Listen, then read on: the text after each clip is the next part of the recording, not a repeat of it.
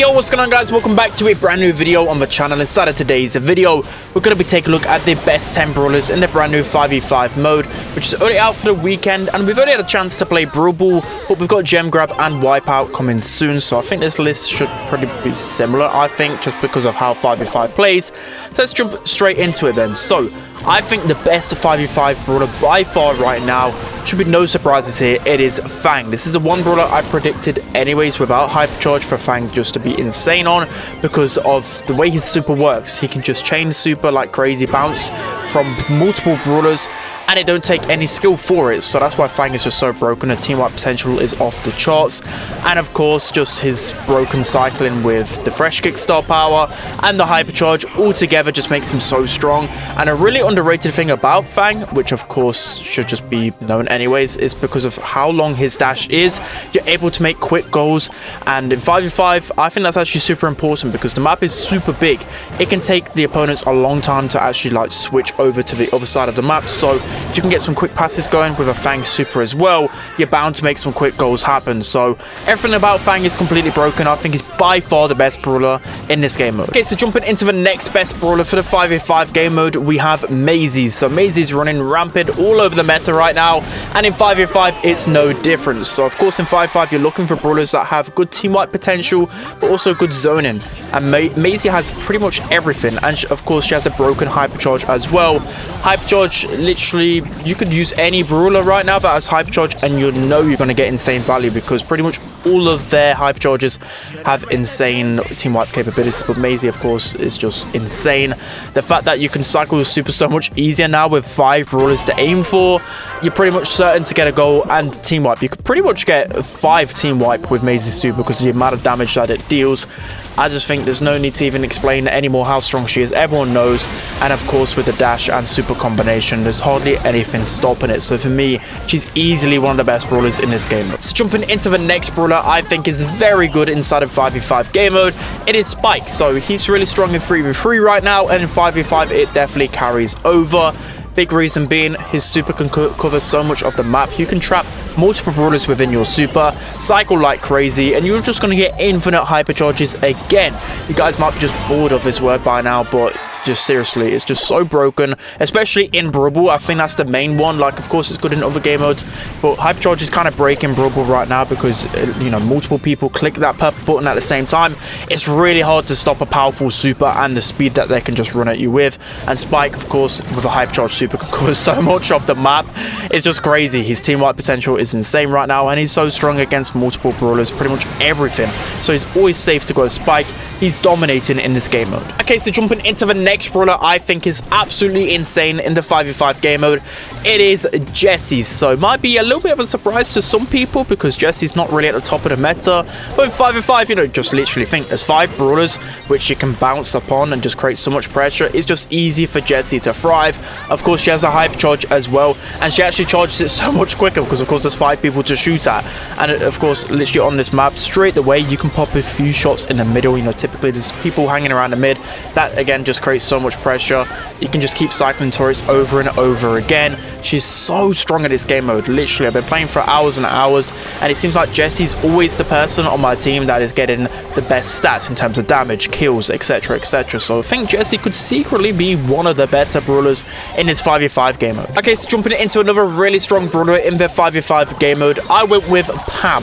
So you might be wondering, why is Pam so strong? I think people are really sleeping on her. I've hardly seen any Pams myself, but I've been absolutely dominating with this brawler. So the big reason is, it's because of that mythic gear with her. It's so strong with the turret.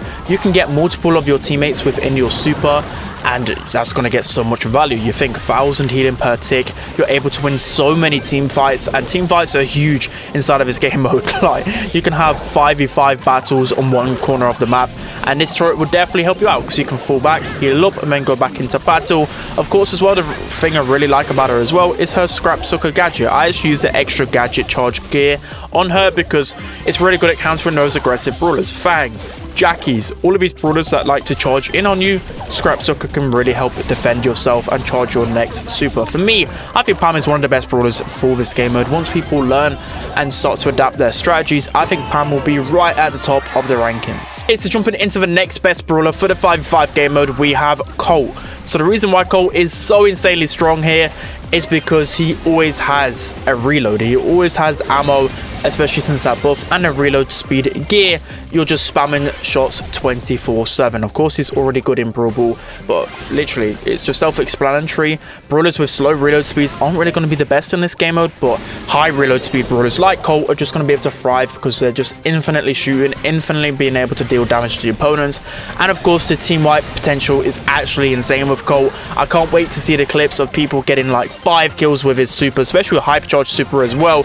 You're able to chain supers quickly and just deal so much damage to the opponents. Self-explanatory, but I really think Colt is a standout brawler in this game mode. Okay, so jumping into the next best brawler for the 5v5 game mode, I think it's self-explanatory again.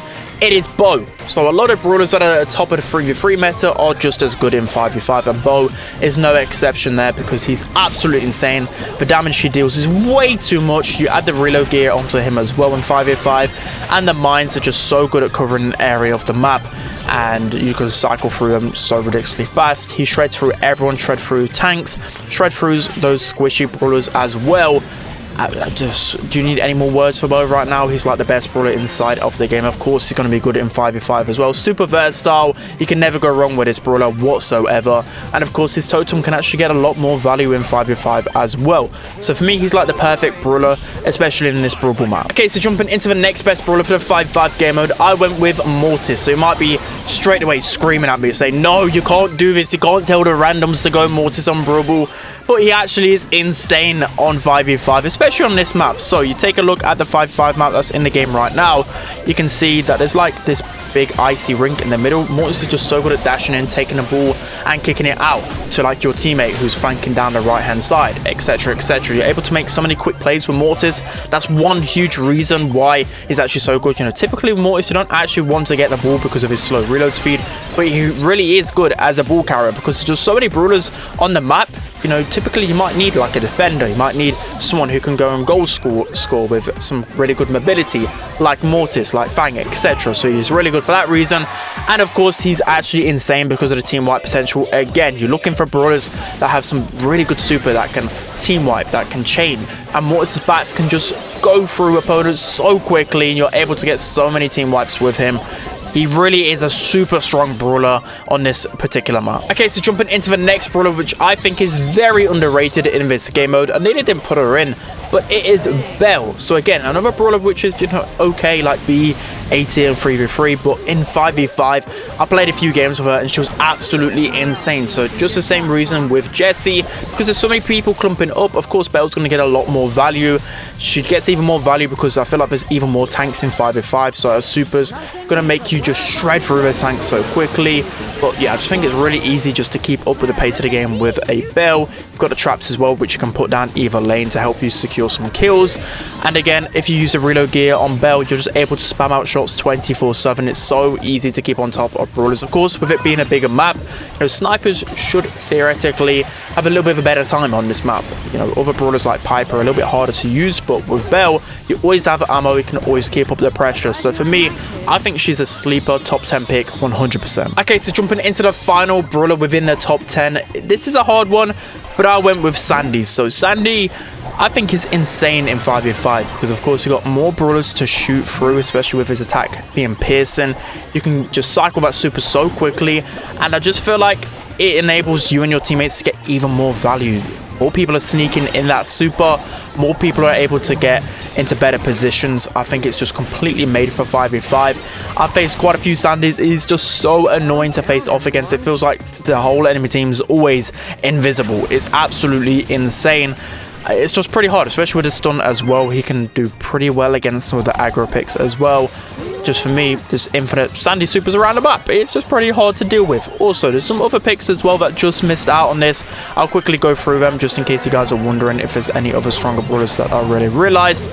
In terms of what just missed out, I think Mandy with a super, being able to get some good team wipes with that super is insane, but of course, is a little bit higher of the skill cap.